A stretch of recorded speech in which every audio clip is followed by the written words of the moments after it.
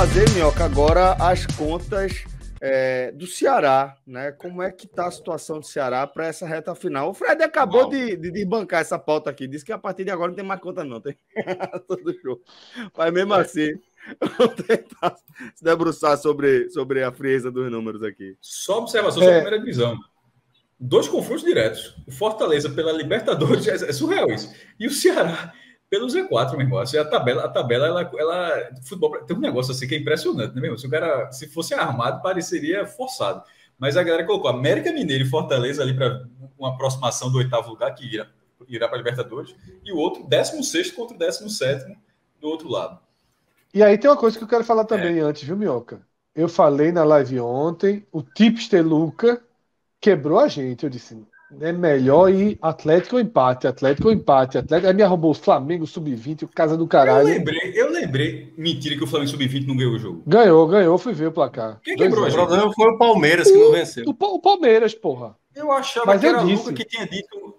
Foi tu que falou que era o empate? Não, fui eu, eu queria Atlético ou empate, porra. Eu lembro, eu achava que era ele. Eu achei que e por que eu introduzo isso? Porque eu acho que o Atlético se torna um risco ao Ceará. O que não aconteceu durante a gestão do Fortaleza na zona vermelha começa a acontecer na gestão do Ceará ali, porque o Atlético Goianiense, que é desses times de baixo o melhor, resolveu dizer assim, ó, tô vivo. Porque o Atlético Goianiense é melhor que Cuiabá, é melhor que Avaí, é melhor que Juventude.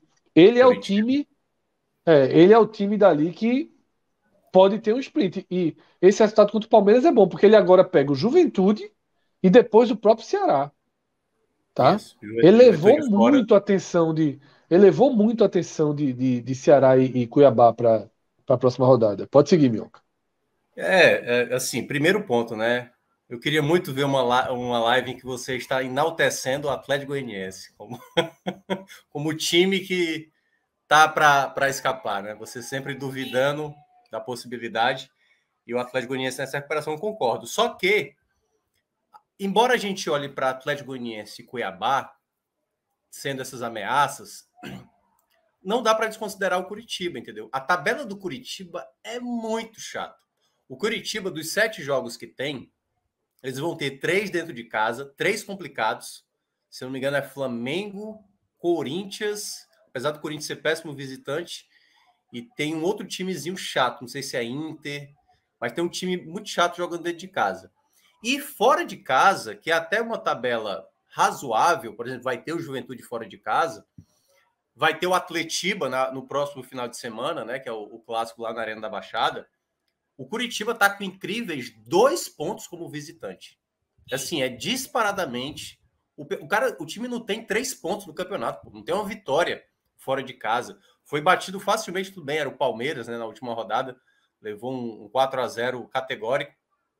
Mas o Curitiba, e principalmente o Guto Ferreira, que a gente conhece bem, né? O Guto Ferreira jogando em casa é de uma maneira, jogando fora de outra maneira. Então, assim, eu também coloco o Curitiba nesse meio aí. O que é que complica para o Ceará? Esses próximos 2 jogos não pode ter derrota. Não pode ter derrota de maneira alguma. Principalmente para esse primeiro duelo. Porque imaginando o cenário ideal, não diria o cenário melhor nem pior, o cenário ideal. Você vence o Cuiabá e você empata com o Atlético Goianiense fora. E aí praticamente você... Porque, Fred, a gente tem que lembrar que o Ceará vai jogar na última rodada contra o Juventude em casa, entendeu? Então, na prática, o Ceará já tem que colocar um mais 3 na conta dele. Porque se ele não bota mais 3 contra o Juventude, então é porque vai ser rebaixado mesmo. Então, mais 3 tem que acontecer contra isso. Na penúltima rodada, ele enfrenta o Avaí fora de casa. O Avaí agora 4 derrotas seguidas. O Lisca, aliás, ajudou muito o Ceará, tal qual em 2018, né? Porque 4 derrotas seguidas do Avaí. Quando ele estava no Santos, o Ceará perde, o Ceará ganha do Santos com o Lisca no comando.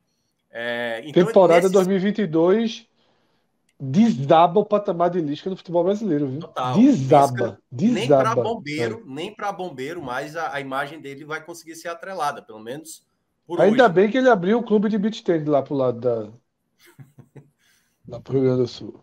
Rio Grande do Sul, né? Então, assim, eu acho que esse é o jogo mais decisivo para o Ceará. Ceará e Cuiabá.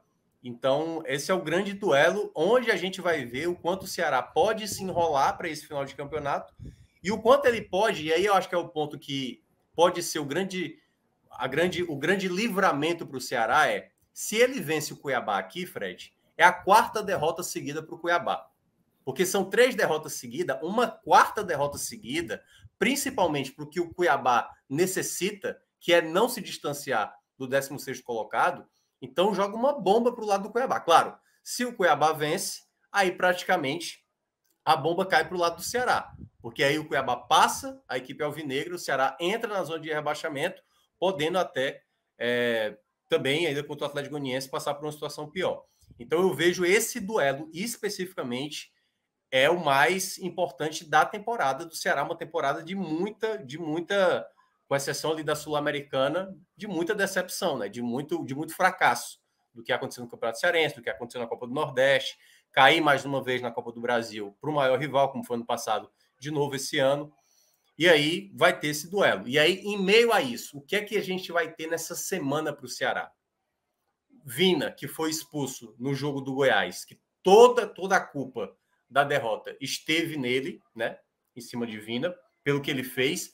O time jogando melhor, o Goiás totalmente apático, e depois da expulsão do Vina, o jogo totalmente muda e toma um empate, porque se você coloca mais 2 pontos daquela vitória do Goiás, que acabou se tornando empate, o Ceará estaria a 5 pontos do Z4, por isso que aquela expulsão do Vina foi muito pesada, e como o Vina vai ser talvez inserido para esse jogo diante do Cuiabá. Esse é o ponto.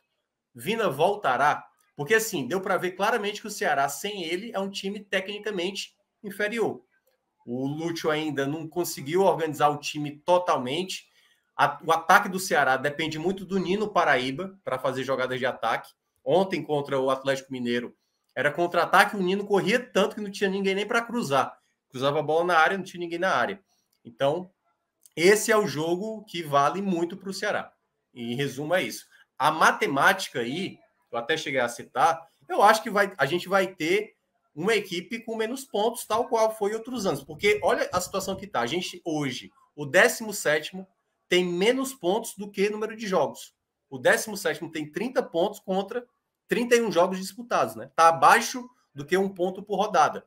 Então pode indicar uma pontuação novamente baixa esse ano. Ceará que já viveu essa mesma situação em 2019.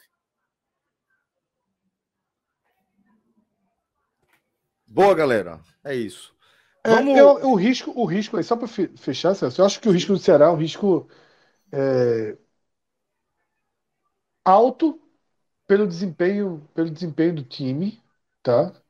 Pela ausência de um treinador que já viveu esse cenário, mas assim como eu usei lá atrás, quando o Fortaleza estava em situação de altíssimo risco, muito pior do que o do Ceará, naturalmente, o pacote dos rebaixados esse ano está muito fechadinho.